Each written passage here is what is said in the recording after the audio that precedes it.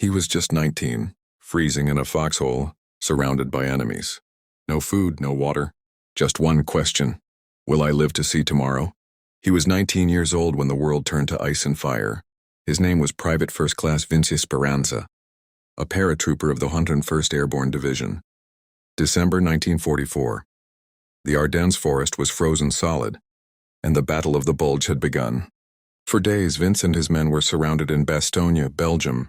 No supplies, no reinforcements. Temperatures dropped below freezing.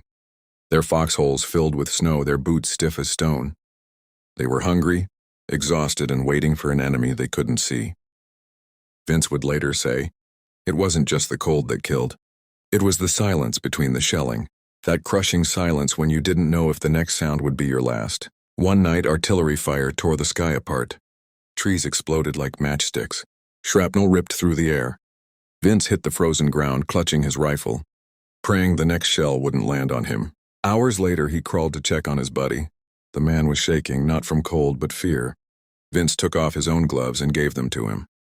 Because out there, survival wasn't just yours. It was everyone's.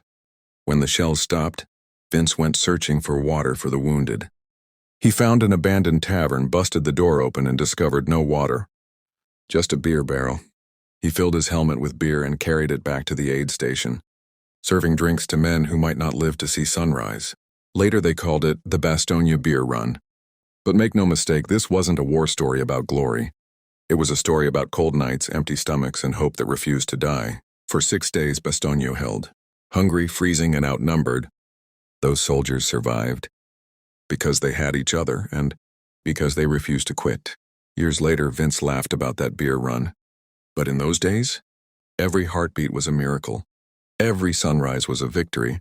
So when you hear the word hero, remember, they weren't born brave. They became brave. Out there in the snow when giving up wasn't an option.